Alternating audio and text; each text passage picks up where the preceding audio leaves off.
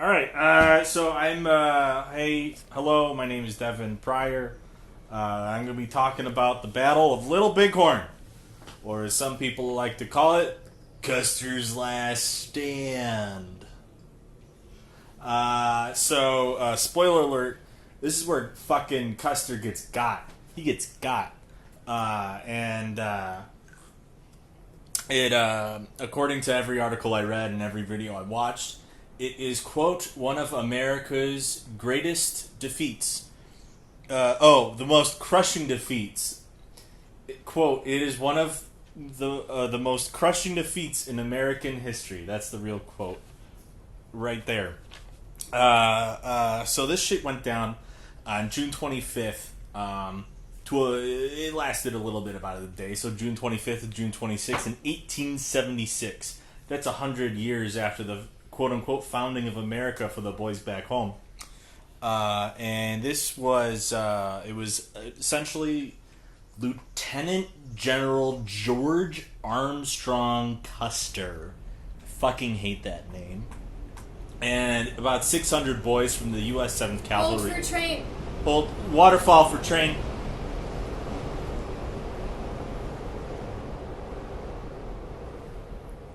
Alright, the train's gone.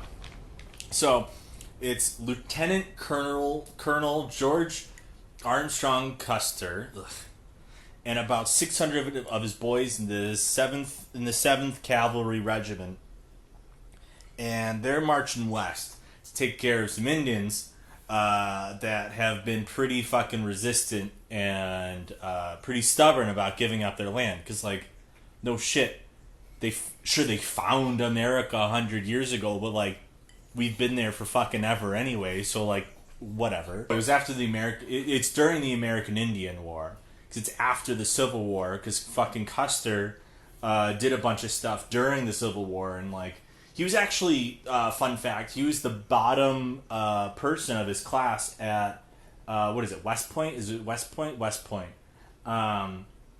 He was the last person in his class, but then during the Civil War, he just, like, whipped his dick out and decided to charge everywhere. And people were like, whoa, whoa, whoa, Custer's got a pretty big dick. Let's make him a lieutenant general. And so they did. And he loved the fame. He loved being popular in American news back then. And so, but then after, like, you know, the Civil War ended, and so he wanted to chase that high. Some people think he was a fucking adrenaline junkie. And so he was like, you know what? I'm going to go kill some Indians. Why not? That's the hot thing to do right now. God, that's terrible.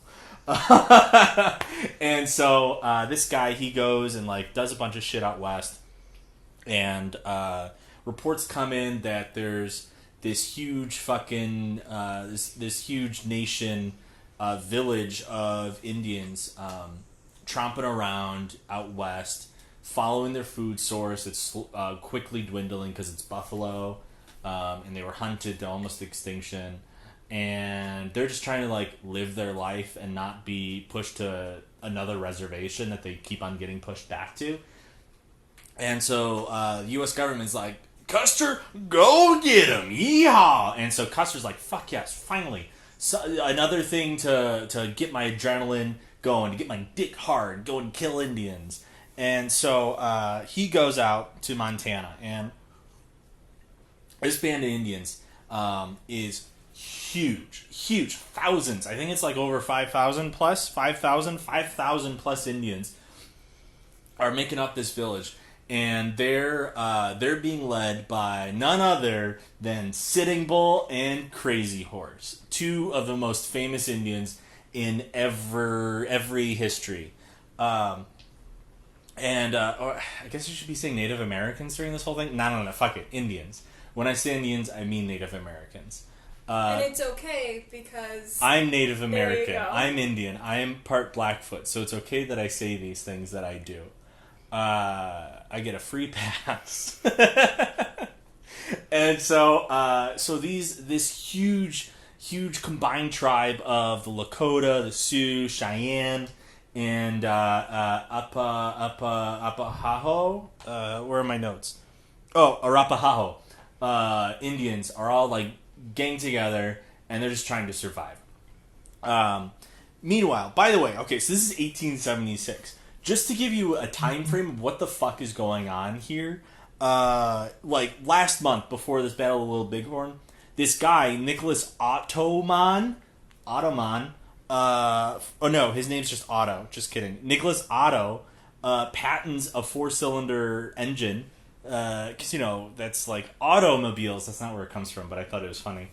And then, and then the end of May, sultans in the Ottoman Empire are just getting like turned. It's a fucking revolving door with sultans in the Ottoman Empire, and then at the beginning of June, so the beginning of the month, but right before this battle, the Transcontinental Railroad makes its first trip from New York City to San Francisco. It took them 83 hours and give or change. Today, by the way, it takes about 75 hours if you take a train in a Greyhound. And then just before this battle, on June 17th, Crazy Horse fucking crushes this dude named General George Crook in the Battle of Rosebud in Montana again. And so, like, the Indians are coming off of a high right now. Crazy Horse is coming off a high into the Battle of Little Bighorn. And so, like, the Indians are tired of getting pushed for 100 years after the founding of America, being pushed west because of fucking Manifest Destiny. Manifest Destiny. Ugh, the mint. And so the Sioux and Cheyenne are stubborn, like I said, to give up their land. And so the Indians make this camp in like this valley of rivers and shit. And the Indians call it the greasy grass. White people call it Little Bighorn. That's where we're at. And so morning of June 25th comes around. That's when Custer and his buddies come on into the Montana, and they're like, all right, time to kill some Indians. And so Custer fucks up, though. Custer fucks up. They walk into this valley.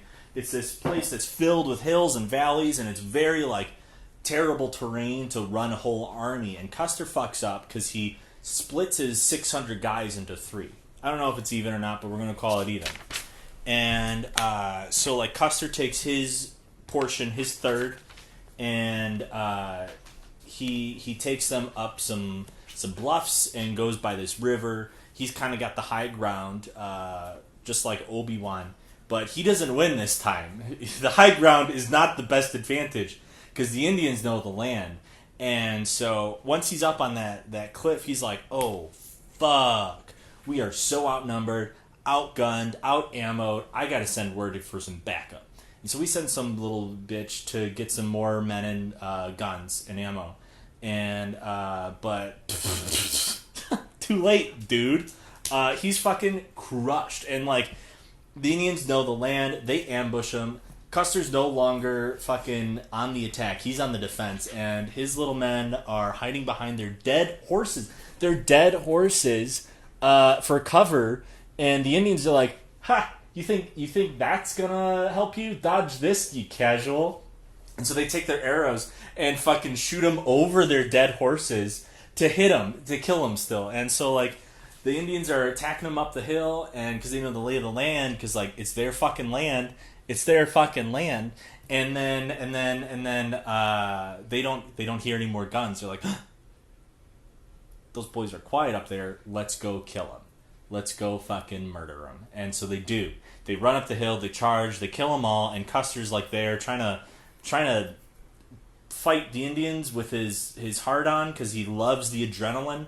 And he gets got. He gets killed. And America is devastated. The Indians are like, fuck yes, this motherfucker's dead. But America, the white people, are like, what are we ever going to do?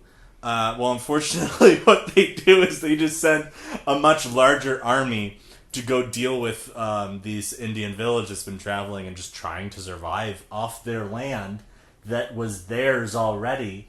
And so what happens is that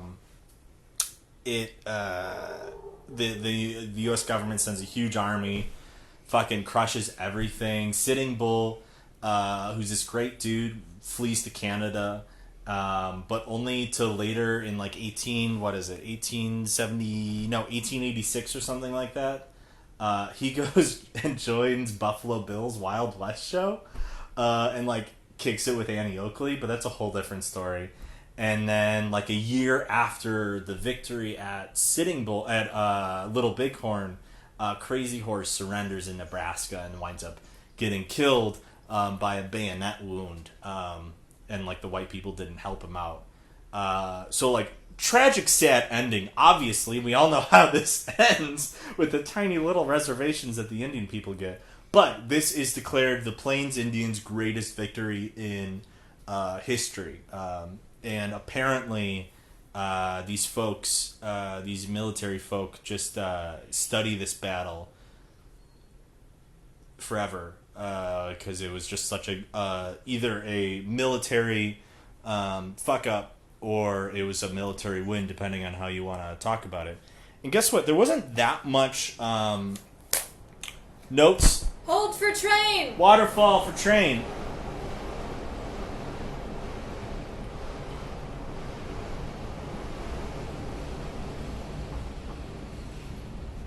You have to actually drink when you waterfall. I was. And so, where was I? There weren't a lot of notes. Oh yeah, there weren't a lot of notes about what the Indians, their take on this. Obviously, one, they weren't really taking notes at the time, and two, history is just always written by the victor, and a white man won overall. They lost that battle, but we all know they won in general. So that's the story of Little Bighorn. Our takeaways: don't split up your army. Don't fuck with Indians who know their land. And our last takeaway is happy birthday, Raina. I think I'm over 20 minutes, which is why I'm only staring at this camera. I'm not. I can stare at this camera. Happy birthday, Raina. I wish we could spend it together. And cheers to you, Raina. Kick it.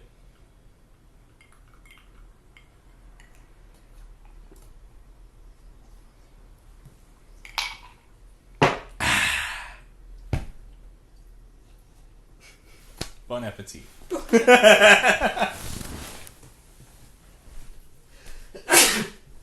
Oh, I've had to sneeze this entire time. You could have sneezed. Let me turn my audio off. Oh, yeah.